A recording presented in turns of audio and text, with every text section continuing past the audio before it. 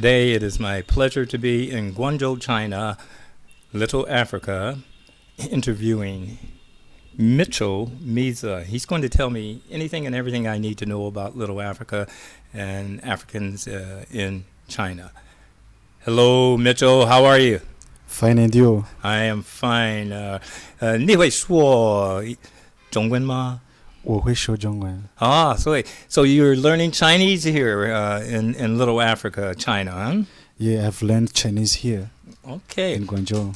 So, how old are you and where are you from? I'm 29 years old. I'm from Burundi. Burundi. Where is that? Burundi is in Central Africa. Geographically, it is in Central Africa, but it is also in East Africa. When you look at when you consider the human race in East Africa, people in East Africa, we look like people of East Africa. So sometimes we are in East Africa and sometimes we are in Central Africa. Oh, okay. Well, it sounds interesting. How did you end up in Guangzhou, China? Yeah, I came here to Guangzhou because I had intentions in my mind to learn Chinese and at the same time do business. Oh, okay. So why did you pick Guangzhou instead of Beijing or Shanghai or any other part? The reason I picked up Guangzhou is because of business, because business is popular here in Guangzhou rather than Beijing and the other major cities. Is that so? That might explain then why there are so many Africans in Guangzhou. That's the reason why, because they are attracted by business that is being developed here. Okay, It is like nowadays it is like a world business, and I can say. Okay, so entrepreneurship is very high to the African in Africa, so he migrates where the business and money is, and in this case, the labor and product is here in China. Yeah, there are products, and the entrepreneurial is easy than Africa. Okay, so the concept is to come here, I guess, and get the product, which labor is cheaper here, so the product is cheaper. You buy low, and you can take it anywhere else in the world. I assume you take the product back to Africa, and or any other Western country, and sell it high, and thus you have your profit. You are right, because we buy wholesale here for cheap price, and we sell them in Africa and the other parts of the world for a high price, and we can make our profit and make our life. Well, that's fascinating. I just find it interesting that this many Africans are in a place like China, and the reason I say that, had it been any other place, America, Europe, I wouldn't be surprised or find this quite not strange is the word, but different. But the Chinese, this is such a homogeneous society, meaning it's just one a race of people, basically. I know they have little minorities here and there, but basically they have one group of people, the Han Chinese, and their whole culture is based on themselves. So I would think there would be somewhat of a clash of cultures when you have the African culture. Even the European culture, I think, would be a clash here. But I find it even more fascinating that the African culture and the Chinese culture, they seem at times maybe to clash, but they seem to be melding and working together here. Yeah, you are right. Our culture, and there is intercultural understanding between Chinese and the Africans. Really, we can melt easily. Yeah, if you compare to European behavior, Africans can fit somehow well in Chinese society. There are a lot of similarities between Chinese and the Africans, so the cohabitation becomes somehow easy, even though there are some cases of clash, but it is not so often to happen. Now, I did hear maybe 5 or 6 years ago there was a big clash. A African was arrested, I guess, and he died in custody. mysteriously, I suppose, and that caused a big stink around here for a while. Outcry. Yeah. Yeah. Was that ever resolved? Because I never knew what the result of that might have been. Was there an investigation? Why did this guy die in custody? Was he sick, or did they actually kill him? Yeah, he has been killed. He has been killed, but I can say accidentally. Oh, It accidentally. was not intentional. Okay. Yeah, if it is intentional, it could be very bad. It could be very, very, very bad. But since it is intentional, Mhm. anybody can make mistake. Yeah, it is very bad. But I don't really blame Mhm. these Chinese people. And somehow, this guy, I remember the whole story, Oh. because that guy was from Nigeria. Mhm. He took a motorcycle. Motorcycle. Okay. Yeah. He So, stole it, is what you're saying. Yeah. So the driver couldn't be able to take that Nigerian man to destination. Uh-huh. Yeah. At half, and the halfway, that Nigerian asked Chinese driver Mhm. to stop. Mhm. Yeah, because he couldn't find his way. Okay. So they agreed Mhm. 15 or 10 yuan RMB, Mhm. and RMB is Chinese currency. Mhm. But that Nigerian man protested. He couldn't pay enough. Mhm. He paid lower Okay. lower So than he didn't pay the required amount. the required amount. Yeah, he paid lower than the required amount. Mhm. So the Chinese man couldn't understand. He said, even though we stopped in halfway, you must pay me the full amount. Ah. So they started to cry and Argue. shout, Okay. and police came. Oh, so no one called the police. The police just showed up at this. The police was around. Okay. It Alright. was around. Yeah, police were around, and they came to separate the people. Mhm. So they took that Nigerian man in custody. Okay, so they arrested him. Yeah, and he's been killed by bullet. And that was an accident? Yeah, a bullet. Yeah, accidentally.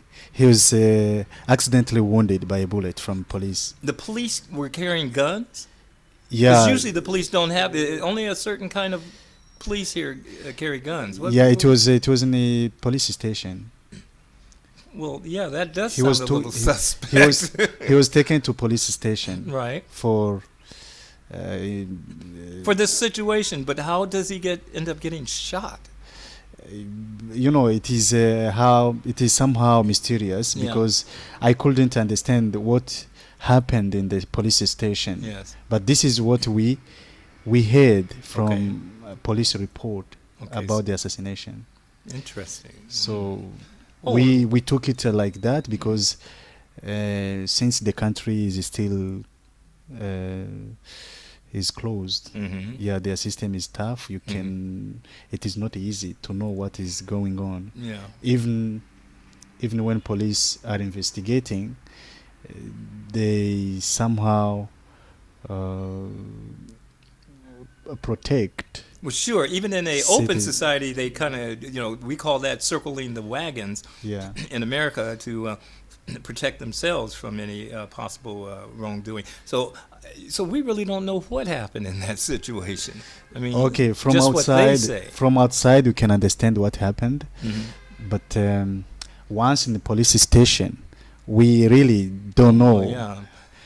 Why had It is a it mysterious- escalated to the point where the police ended up shooting him? Yeah. And- But he and- was killed by killed by a bullet. A police bullet. Police bullet. And for my audience, again, the police don't normally carry guns. It's a very and the police that do carry guns, these are the more serious guys. I mean, you have I've seen parking lot police, traffic police. They don't carry guns. So it is interesting that when this gentleman ended up in police custody, that a gun was even involved in this situation, and it didn't sound like it was warranted. But that was what caused the big upheaval here, and there was a what we would call a little riot here. Yeah. So I personally think maybe that guy didn't carry a passport with him. Mm-hmm.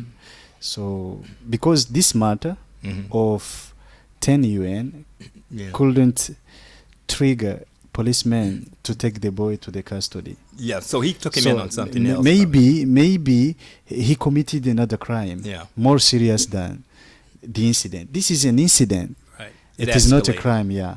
So they are human beings. The policemen are human beings, of course. They couldn't take that man in custody because of 10 UN or 15 UN. They took him maybe, I'm not 100 sure. They took him maybe because he didn't carry his passport or he didn't get any passport. Okay. So it is a crime if you don't have a passport in a foreign country. It is a crime.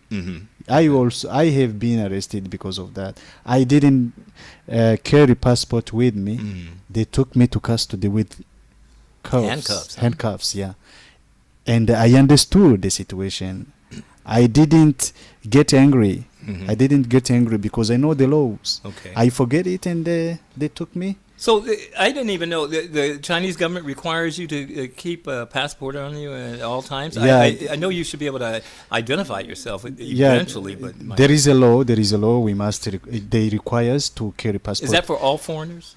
Yeah. That's interesting. I've never been, other than at customs, ever approached about a passport. Yeah, every foreigner here, every foreign person must carry his passport. Well, in fact, they wouldn't have. Why did they approach you? Because I know why they approached this guy, because they were yelling at each other. So they came over to investigate, and naturally they asked for identification. Yeah. That's normal. Yeah. And if the gentleman, we don't know, we're speculating perhaps he didn't have it, because there are a lot of visa violations here, apparently. Yeah. And people overstay their visas, and some don't even have their passports. Yeah. For example, you don't have your passport now. Yeah, my passport is in my country now. So I use a student card. and so he's a student here, but he was able. He was not a student. Oh, okay. Yeah, because most of this community, Nigerian community, it is known. It is not a secret.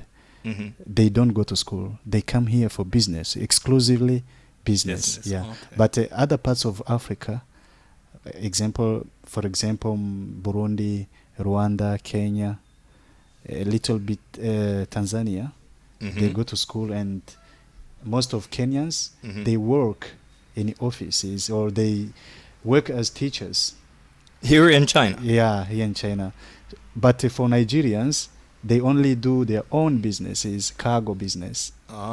So some of them, it is not the whole community. Some of them, of course, they don't carry their passport. They don't have any passport because they have overstayed their visas, and they threw away passport because it is expired. Okay. Matter of fact, we were talking about that earlier. The Nigerians are the largest community here in Little Africa. You're right. And in fact, they refer to themselves as, what's the term? Gents of Africa. Gents of Africa. Yeah. So there is a bit of an arrogant pride that they have. There is a pride among them, among this community. So, and I think you were telling me that a lot of them feel they shouldn't have to carry a passport or any identification. After all, they're the people who do not carry a passport, who do not carry any document, they don't do this because they don't have money. The reason is not they don't have money. The reason is they feel proud and a little bit arrogant, you understand, because they say, some of this community say, we are gents of Africa, we cannot carry any passport because we know human rights. Yeah, they think that people who carry passport don't know about human rights. So they think they know human rights, they know about human rights, that's why they don't carry any passport, because they think since God has created this world, every people has the right to live in any place without any passport. I see. This is what they think. So there are no borders. This is God's country.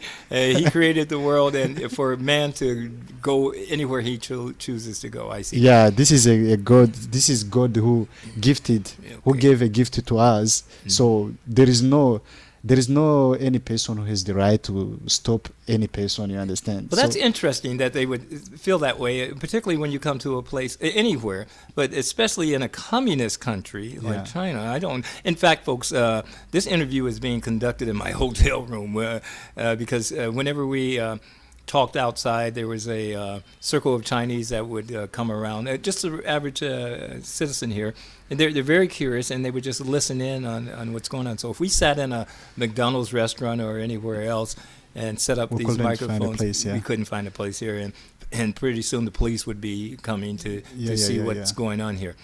So this was the best place to do it, back in my hotel room, and I'm glad that Mitchell agreed to accompany me here and do this interview. So back to the Nigerians. I can see why they're bringing some of the problems on themselves. You cannot, even if you feel that you're a man of the world and should be able to freely travel from one country to another.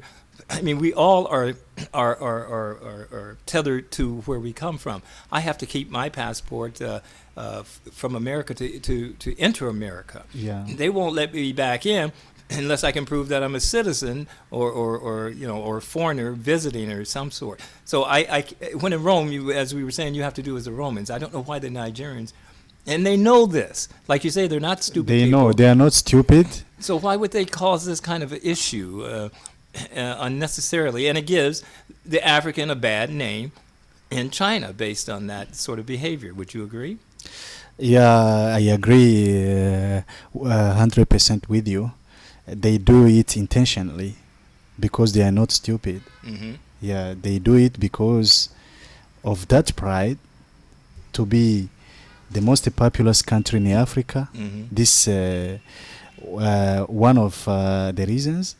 The second reason is that their country is very rich, but people are still struggling. But this is the general case of Africa because of lack of governance. We don't have any governance in Africa. That's why.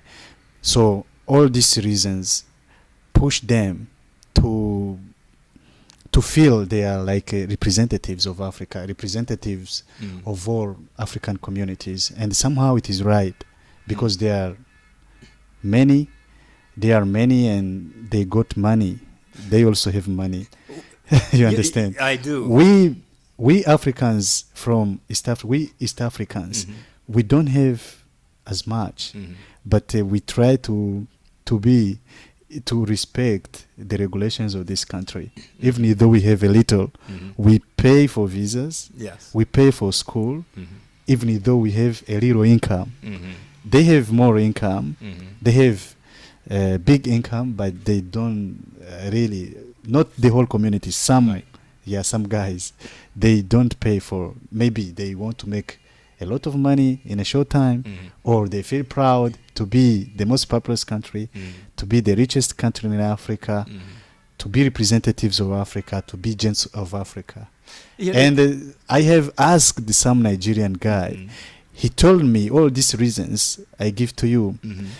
I fetched them from a Nigerian man. He confirmed these ideas to me, and he added that he does this because in Nigeria also Chinese people live illegally.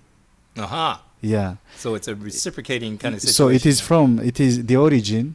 The origin of this problem is from Africa to China. Chinese people who live in Nigeria, some of them don't carry passport. They live illegally, and the government doesn't arrest them. Government knows they don't have any. They got no passport, but they don't arrest them. So Nigerian community here in China wants the same treatment. Yeah. So. Well, there's a little quid pro quo here. now I kind of understand why he may think the way he thinks. Yeah. Because in his country, the Chinese live there without Freely. passports freely, and they don't get arrested. And the government knows. And the government knows. But Yeah. here, they're really The government is serious. they Is clamp serious down in the yeah. Well, I find that interesting because if the audience isn't aware, China is big time in Africa. They are extracting minerals, resources in exchange for infrastructure building in a lot of African countries. That is, they build the roads, the bridges, Schools and the hospitals. schools, hospitals, and that sort of thing. And I wrote an article on that because I was suspicious of their motives. If this was really a good, fair, equitable exchange for the Africans. But as Mitchell has told me, and I have to respect his position because he's from Africa, so he would know best, that the colonial Europeans, when they were there, it was a very uneven exchange of trade, or they came in and just kind of raped the country and didn't do anything. Yeah. At least the Chinese are respecting the people, the structure, and they don't interfere. And they cut a deal with you, and that's the deal, and that's it. Is that what you? I mean, you feel that the Chinese are better than the European colonialists that came in earlier? Of course, you are right. All you said is right, and I agree with you 100%.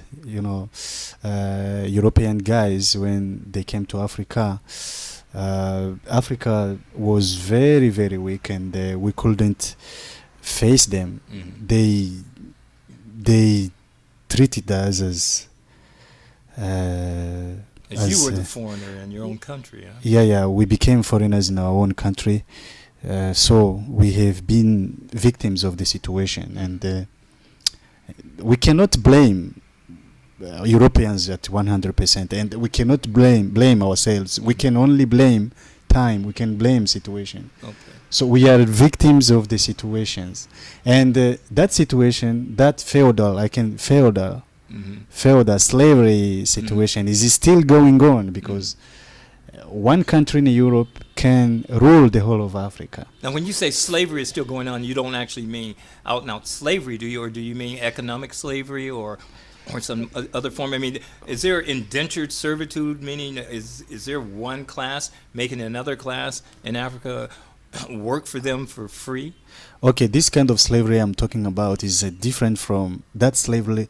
That slavery we know in 16th century, in the 18th century, when they deported people from Africa to America, to Brazil, to Caribbeans, Antigua, and everywhere to work for free, to work for them. You understand? It is different. That slavery, what that is going on, because that from that genuine, real slavery we know that took our people to our strong boys to America. After that, there were other sort of slavery. The slavery kept on going until now, but in different forms. In Africa, in different forms. From that real, genuine slavery, there was colonization. Yeah. Oh, I see. Colonization. So, and that's a form of, European guys play with us. They play with us. They took us as small boys, as small children. They make they make jokes with us because we, from a long time ago, we are still weak. Yes. If you compare to them. Yes. So they play us as football, as a football game. You understand? So from slavery, they realized that we got some mind, we got some sort of energy, some force. So they changed the system of ruling. Yeah. In colonization, they couldn't take guys, strong boys, for free, and they pack them in the ship, to America, to cross Atlantic to America. No, they changed the system because we got some brain also. Okay. They say, okay, these guys, we must treat them. The treatment will change, but it is still slavery, exploitation. So in colonization, you understand, they took governors from Europe. They came to rule Africa. Our kings who were on power, they were forced to share power with Like that. European generals and the governors. All resources, because Viceroys. our kings didn't know about these resources, how to transform them, how to make a bottle of water. They have good water. But Why is it that Africa, and I'm going to ask this because even today, why has Africa been slow to develop at all? I mean, and I know they have developed. I don't mean to say at all. But Africans know in order to become world powers, they're going to have to start producing. You have to manufacture. You have factories. You have to build. You Industry. have to, exactly. And the wealth is there to set these industries up. Nigeria, for example. We got any resources required for factory. We got all resources required for industry. But we are still trailing behind. So you can ask me the reason why. Now, when you say trailing behind educationally, scientifically, to know how to do these things? In every sector, we are still trailing behind. Okay. If you compare to other parts of the world. And the reasons, there are so many reasons for this situation. It can be traced back to slavery once again. Because since European guys are our masters, we are slaves, they are our masters. So they know how to treat slaves. When slave needs to rebel, they know how to deal with him because they have made steps, many steps a long time ago in forward. We are still behind, so they know how to. So this is like a chess game that has been already played, and they are 4 or 5 moves ahead. It is a chess game, of course. It is happening in Africa. What is happening in Africa until now? At this second, I am talking to you. It is happening. Okay. So it almost sounds hopeless, or it's going to take a very long time for Africa to really become independent and get on their own. Without interrupting you, it can take a long time, or it can never happen. Wow. Yeah. Somehow we are desperate. Yeah. Do you think it might never happen? It may or may not.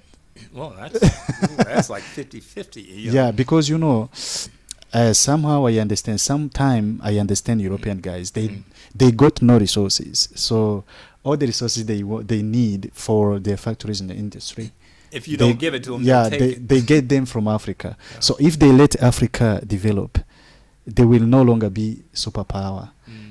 So if they are no longer superpower, Africa will be able to punish them because of what they did, previous bad treatments. So they will always keep their boot on your neck, as we say. Yes, but there will be some balance because China, our advantage now is that China and the Asian countries are raising up.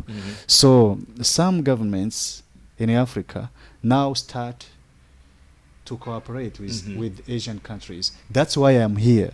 Yeah, that's the reason why you can see this little Africa in Guangzhou. This is a good sign. This is a good sign for African young people and African as a whole, as a nation. So you just see an example like Little Africa in Guangzhou, China. This is just going to keep growing and growing and growing. It's not going to get smaller. It's going to get bigger. It's going to get larger. Yes, of course, because we now enjoy a good cooperation between Chinese government and our so-called governments in Africa.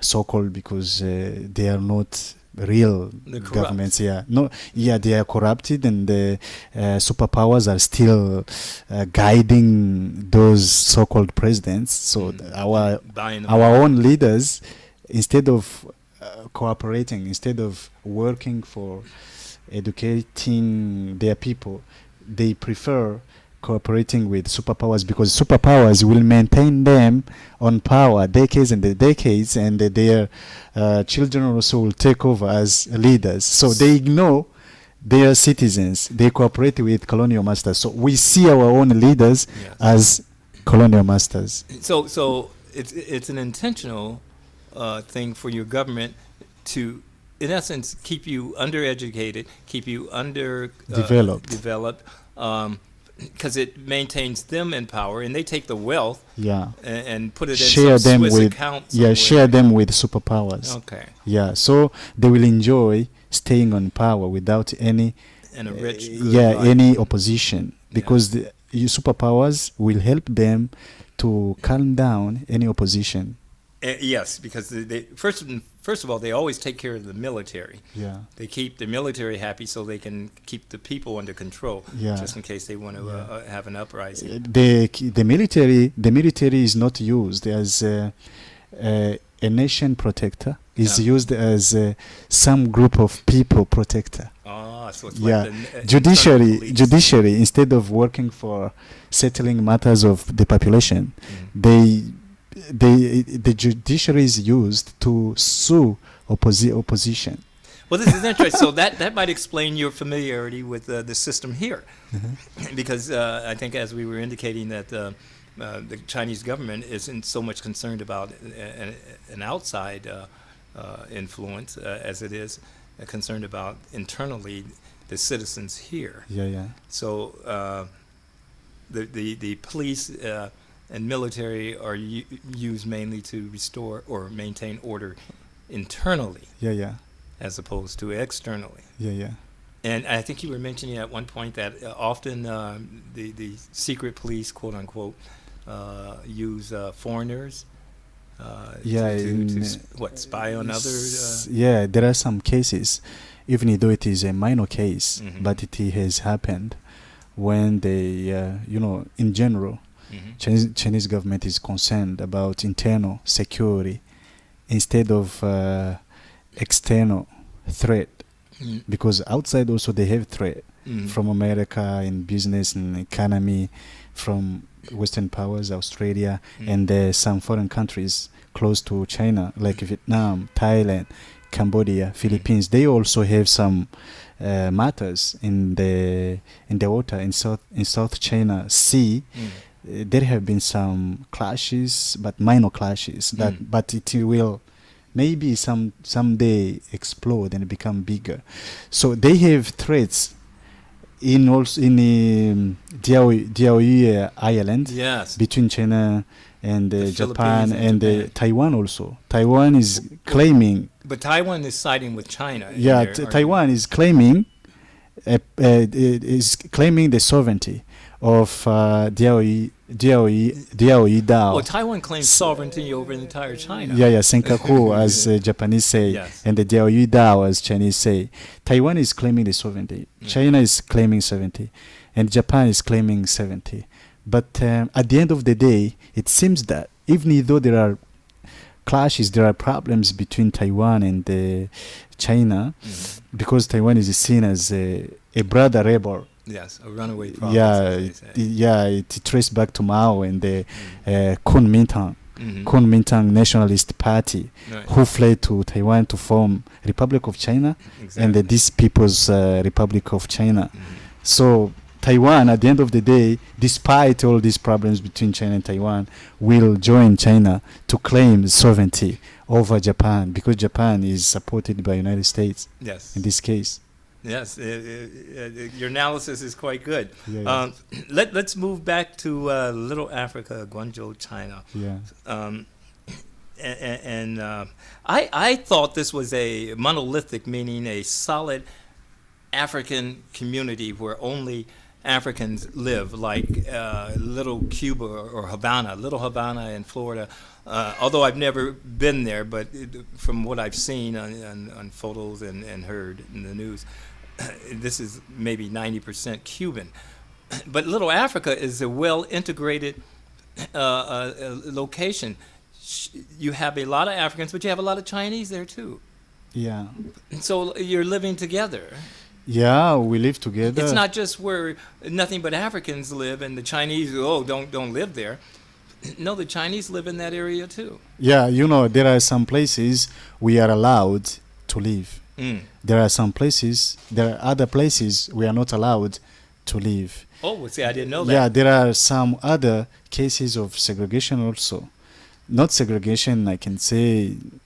Chinese people are not segregationists. They are not racist. They don't know outside world how it is behaving. So this will make them behaves in a strange way towards African and the prejudices they learn from African and everything. So there are 3 cases here. There is a place where we can live with Chinese. The place you met me, Right. we can live with Chinese. Okay. There is another place where landlords cannot allow African people to live in their homes. So this is a legal edict saying that you cannot rent to Africans here.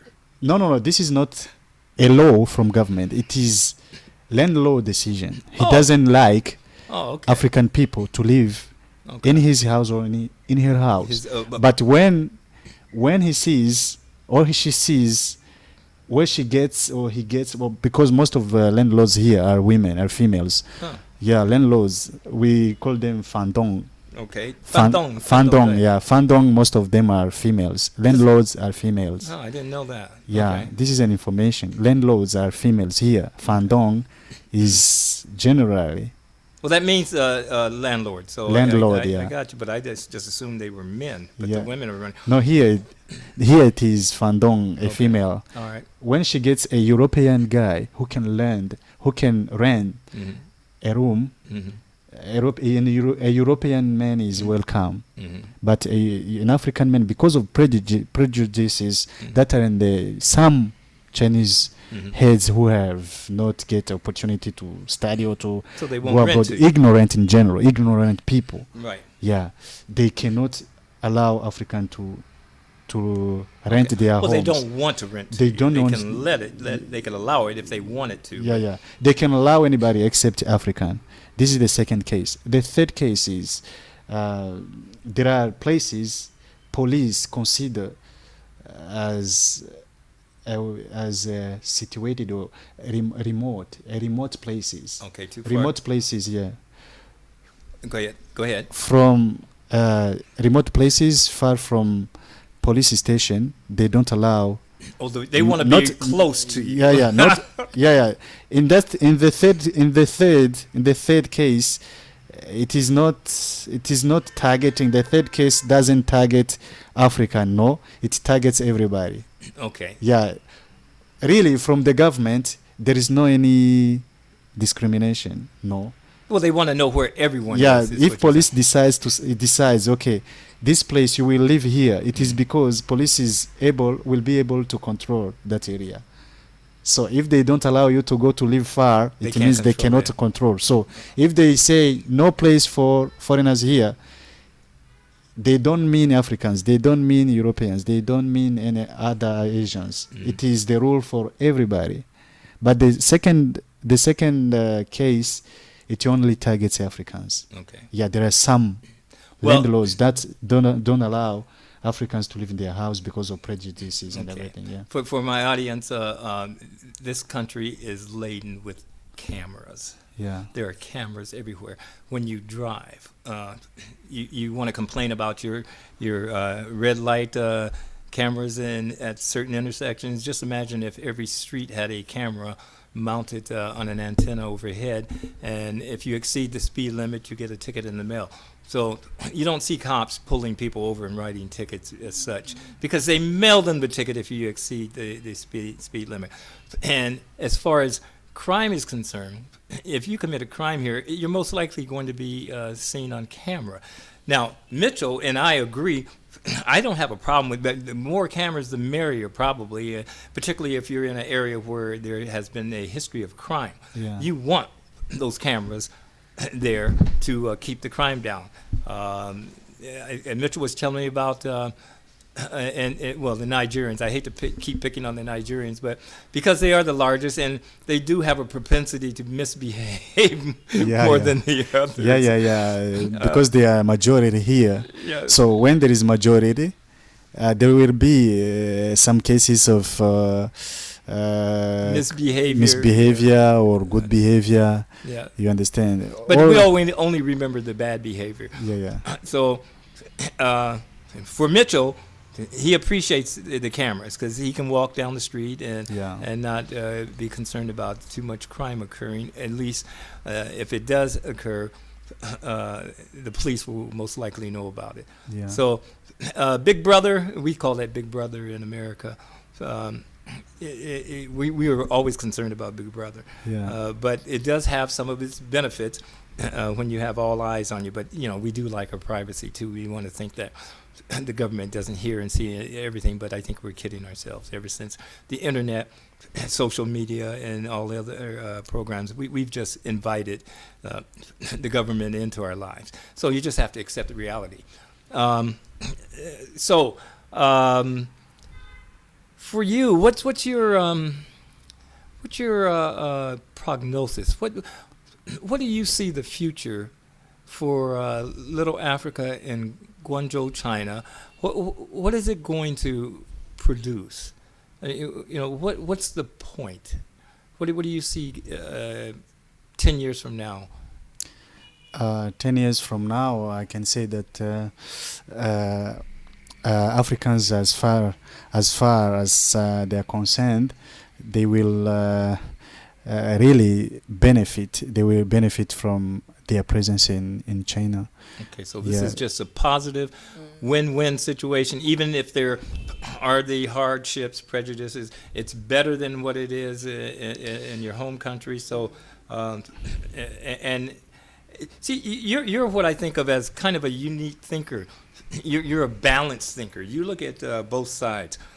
You don't blame everyone 100%. No, I cannot blame any community because we as human beings, we all commit mistakes. Yes. I cannot blame Africans. I cannot blame Europeans. I cannot blame Asians. We all commit mistakes.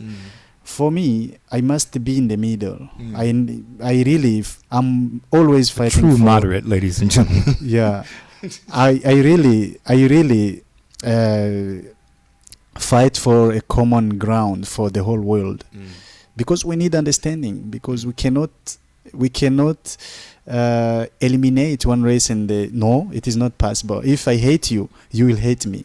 If I hate you, if you cannot hate me, your children will hate me. So we can never build a better world. The vicious cycle. It just so that's why I need all races to come together and solve their differences and respect each other in their differences. Okay. Yeah. Let me, as a sidebar, because I think this needs to be addressed for the African American community, the black community back in America. There is a feeling both, I think we were talking about some hostility towards the African. Some sentiments I've heard. Well, they are the ones that gave us to the slavers and helped put us in chains and on the ships and ship us off to the New World and enslave us. Yeah. So there is that schism of wanting to go back to the motherland and think of it because we were cut off from that. Yeah. So we feel like orphans in a lot of ways, and based on how you became an orphan, there can be a resulting resentment. And I'm not so sure that's the case, but in some cases I have heard some of that. Yeah. What's your thinking on that?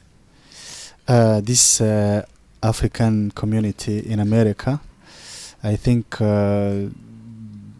they try their best to fit in American society because they cannot blame themselves. They can never blame Africa. They can never blame their fellow brothers who stayed in Africa. Some Afro-Americans, I don't call them blacks because they don't deserve to be called blacks. This black is a racist term. Introduced it to keep them in the dark and you understand all negativities. So I prefer to call them, and I should call the whole community in the world, really, to try to change this racist world. It is not good at all. I prefer to call them Afro. This prefix Afro should be added to the country. Those people identified as Afro where they live. If they are in Colombia, they can be called for sure, not maybe, for sure, Afro-Colombians, Well, they do it in Cuba, Afro-Cubans. Afro-Cubans, Yeah. Afro-Caribbeans, Yeah. Afro-Americans. We who stayed in Africa, who were born free, Mhm. who we are, we who are not the result of slavery. Mm. We have been born free. We can call ourselves Afro-Africans or Sub-Saharans. Sub-Sahara Oh, in that's an Africa. interesting term. Yeah. So I would call the people from the world who are listening to me really to try to change all these prejudices. Black is a prejudice because we don't even look like black. If they could call us as we look, we could be called brown or cafe, is okay. So this black is to keep people behind. It can work on our psychology and they feel that we are still inferior to that. When we are equal, The difference is economy, only economy. So we shouldn't hate you then, is what you're saying.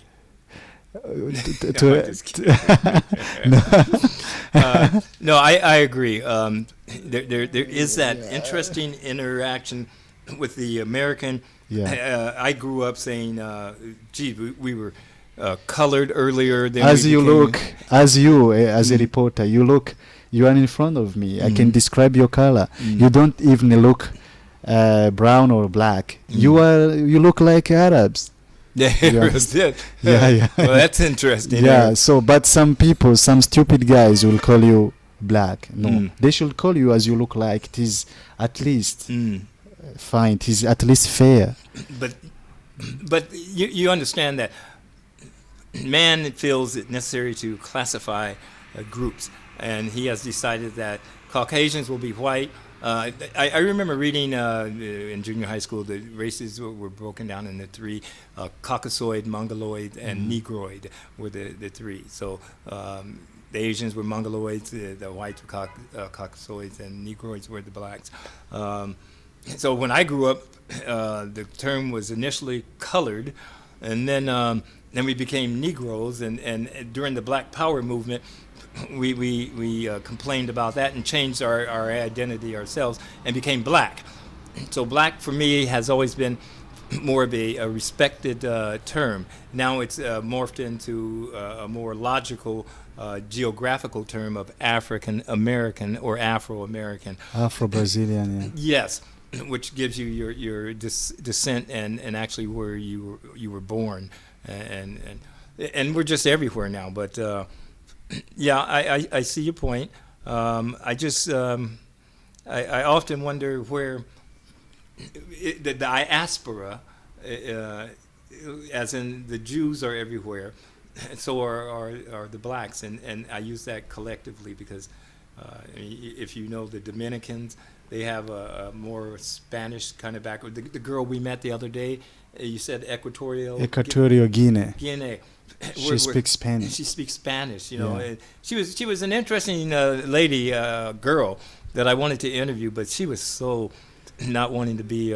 Yeah, she was reluctant to. Yes. Well, is that just a natural shyness, or because there are a lot of people that I would have liked to have talked to here, but a lot don't want to talk. And yeah, I can understand that girl. Maybe she's shy because most of females are naturally shy, or she's reluctant to give an interview, and she's reluctant because we are new people in a foreign land. You're walking. She doesn't know who she's dealing with. Yes, that's true. So there are so many reasons. Yeah. She was a very she was an attractive young lady too. She was beautiful. Yeah, I didn't want to say that. She was very nice looking. Of course, yeah. And that was motivating. Of course, we got some beautiful girls in Africa. Yes.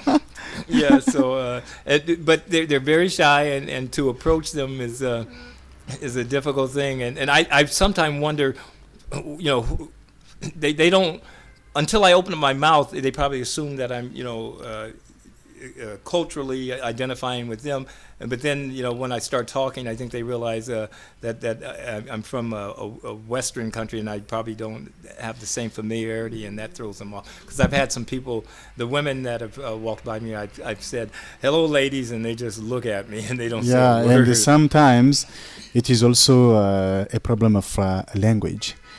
That girl couldn't speak English. Yes. She could speak a little French. Yes. So the language also is to be blamed, maybe. Yeah, it's here I come from a country where we refuse to speak anything but English. I mean, if you go to America and you don't speak English, boy, you are just going to really be treated with disdain. And I find that so. Disdain, yeah, I mean, it is everywhere. But that's everywhere in the world. And we sometimes blame Chinese people that they ignore us or they disdain us. But somehow there are few who do not have any hatred in their heart, Well, but who do not understand languages. And yeah, but what I find is most foreigners that come to China, they try and speak Chinese. Yeah. Chinese people, they are somehow proud of their culture.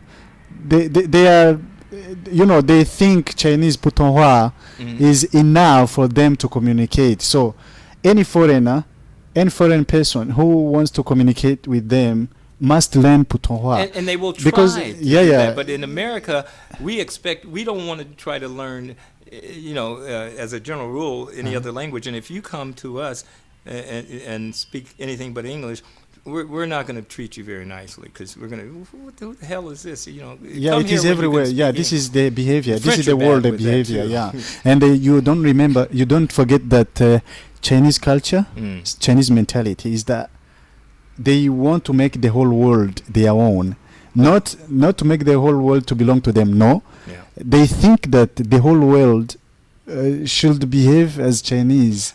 And they did see, that's where that Zhongguo Middle Kingdom and that stuff came from. They tried that for a while, but then then they were invaded. All the minorities here, Xinjiang people, or Muslim communities here, they are considered as Hanzu. They are considered as Han, the majority, ethnic majority. Right. So they consider everybody as Chinese. And Africa also, they have a globalization idea, Chinese. It is in their culture. They don't see Africa as a unity as a unit of many countries. They see Africa as one country. Right. In Chinese mentality, they see Africa as one country. That's true. That's an ignorance on their part. They really are. Yeah. So somehow we need to understand also how they behave. Yeah. Okay. Well, I have been victim of some disdain, but I don't blame those people. No, I blame education. Education is not enough among the people of the world. That's why this happens. And the answer to those who mistreat me is just to speak to them in their language. And I have tried this. I've made 2 experiences. 2 people have ignored me. They have disdained me. I have approached them and I speak to them in their language, and we became friends. Yes, now we are friends. But at the first time, he ignored me. He disdained me. But I took that courage. Persevered. Yeah, I persevered and I speak to him, to speak to her. We became friends. Well, I think I indicated before, it's been my life experience. You really, truly do get what you put out. And if your personality is such that you're too withdrawn and you don't interact with people enough, then people pick that up and they don't interact with you. I'm a pretty extroverted person, especially when I'm traveling. I mean, I have to be, because I usually travel alone. And if I don't make the initial approach, then nobody is going to generally, approach me initially, because they don't have to. I need to interact with other people, so I have to come up to them and start talking, and that's what I do. And because I'm kind of an upbeat person as a general rule, then I will get that right back. Some negative ones every now and then, but that really is so small that I don't worry about that. So. And I think you're the same way. There's a reason that you and I connected and are able to talk. Yeah. You wouldn't be talking to me about the things that you're talking to me about if you were suspicious of me and didn't feel comfortable enough to. No, I couldn't be uncomfortable in front of you.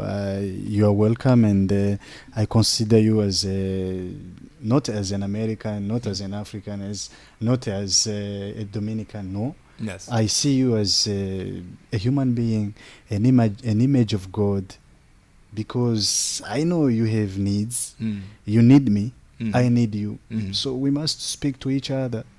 Folks, Why not cooperate? I like to end on good notes, Yeah. and that's a good note to end on. Folks, we're going to call this close to this interview because that's a positive note, Yeah. and I want to take that with me.